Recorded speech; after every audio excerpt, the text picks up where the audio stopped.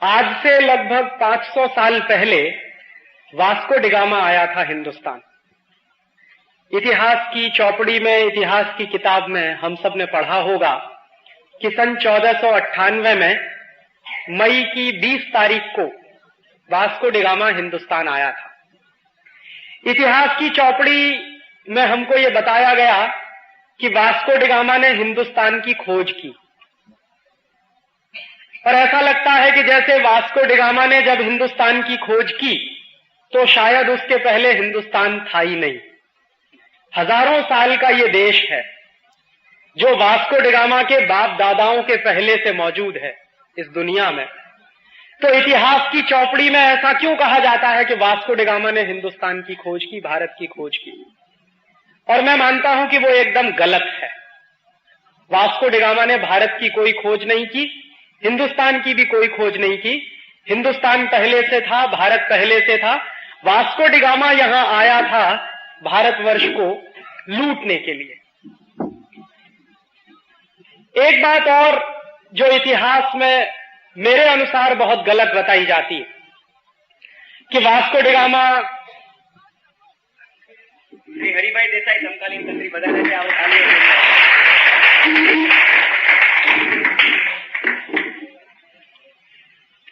दूसरी बात जो मैं कह रहा था कि अक्सर यह कहा जाता है कि वो वास्को डिगामा एक बहुत बहादुर नाविक था, बहादुर सेनापति था, बहादुर सैनिक था और हिंदुस्तान की खोज के अभियान पर निकला था। ऐसा कुछ नहीं था। सच्चाई ये है कि पुर्तगाल का वो उस जमाने का डॉन था, माफिया था। जैसे आज के जमाने में हिंदुस्तान में बहुत सारे माफिया किंग हैं, उनका नाम लेने की जरूरत नहीं है क्योंकि मंदिर की पवित्रता खत्म हो जाएगी। ऐसे ही बहुत सारे डॉन और माफिया किंग 15वीं शताब्दी में होते थे यूरोप में।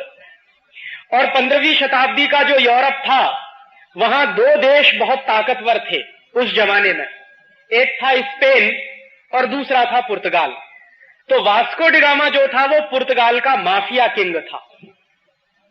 1490 के आसपास से वास्को डिगामा पुर्तगाल में चोरी का काम, लुटेरे पने का काम, डकैती डालने का काम, ये सब किया करता था। और अगर सच्चा इतिहास उसका आप खोजिए तो एक चोर और लुटेरे को हमारे इतिहास में गलत तरीके से हीरो बनाकर पेश किया गया। और ऐसा जो डॉन और माफिया था उस जमाने का पुर्तगाल का, ऐसा ही एक दूसरा लुटेरा और डॉन था, माफिया था, उसका नाम था कोलंबस। वो स्पेन का था। तो हुआ क्या था, कोलंबस गया था अमेरिका को लूटने के लिए और वास्को डिगामा आया था भारतवर्ष को लूटने के लिए। लेकिन इन दोनों के दिमाग में ऐसी बात आई कहां से? कोलंबस के दिमाग में ये किसने डाला कि चलो अमेरिका को लूटा जाए, और वास्को डिगामा के दिमाग में किसने डाला कि चलो भारतवर्ष को लूटा जाए? तो इन दोनों को ये कहने वाले लोग कौन थे?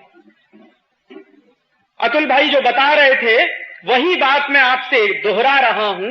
हुआ क्या था कि 14वीं और 15वीं शताब्दी के बीच का जो समय था, यूरोप में दो ही देश थे जो ताकतवर माने जाते थे। एक देश था स्पेन, दूसरा था पुर्तगाल। तो इन दोनों देशों के बीच में अक्सर लड़ाई झगड़े होते थे। लड़ाई झगड़े किस बात के होते थे कि स्पेन के जो लुटेरे थे वो कुछ जहाजों को लूटते थे तो उसकी संपत्ति उनके पास आती थी। ऐसे ही पुर्तगाल के कुछ लुटेरे हुआ करते थे, वो जहाजों को लूटते थे तो उनके पास संपत्ति आती थी। तो संपत्ति का झगड़ा होता था कि कौन कौन संपत्ति ज्यादा रखेगा। स्पेन के पास ज्यादा संपत्ति जाएगी या पुर्तगाल के पास ज्यादा संपत्ति जाएगी। तो उस संपत्ति का बंटवारा करने के लिए कई बार जो झगड़े होते थे वो वहां की धर्म सत्ता के पास ले जाए जाते थे। और उस जमाने की वहां की जो धर्म सत्ता थी वो क्रिश्चियनिटी की सत्ता थी। और क्रिश्चियनिटी की सत्ता में 1492 के आसपास पोप होता था जो 6th कहलाता था, 6वां पोप। तो एक बार ऐसा ही झगड़ा हुआ पुर्तगाल और स्पेन की सत्ताओं के बीच में। और झगड़ा किस बात को लेकर था? झगड़ा इस बात को लेकर था कि लूट का माल जो मिले वो किसके हिस्से में ज्यादा जाए। तो उस जमाने के पोप ने एक अध्यादेश जारी किया, आदेश जारी किया, एक नोटिफिकेशन जारी किया सन 1492 में। और वो नोटिफिकेशन क्या था? वो नोटिफिकेशन ये था कि 1492 के बाद सारी दुनिया की संपत्ति को उन्होंने 2 हिस्सों में बांटा, और 2 हिस्सों में ऐसा बांटा कि दुनिया का एक हिस्सा पूर्वी हिस्सा और दुनिया का दूसरा हिस्सा पश्चिमी हिस्सा। तो पूर्वी हिस्से की संपत्ति को लूटने का काम पुर्तगाल करेगा और पश्चिमी हिस्से की संपत्ति को लूटने का काम स्पेन करेगा। यह आदेश 1492 में पोप ने जारी किया। यह आदेश जारी करते समय जो मूल सवाल है वो ये है कि क्या किसी पोप को यह अधिकार है कि वो दुनिया को 2 हिस्सों में बांटे और उन दोनों हिस्सों को लूटने के लिए 2 अलग अलग देशों की नियुक्ति कर दे। स्पेन को कहा कि दुनिया के पश्चिमी हिस्से को तुम लूटो, पुर्तगाल को कहा कि दुनिया के पूर्वी हिस्से को तुम लूटो, और 1492 में जारी किया हुआ वो आदेश और बुल आज भी एग्जिस्ट करता। ये क्रिश्चियनिटी की धर्म सत्ता कितनी खतरनाक हो सकती है उसका एक अंदाजा इस बात से लगता है कि उन्होंने मान लिया कि सारी दुनिया तो हमारी है और इस दुनिया को 2 हिस्सों में बांट दो। पुर्तगाली पूर्वी हिस्से को लूटेंगे, स्पेनिश लोग पश्चिमी हिस्से को लूटेंगे।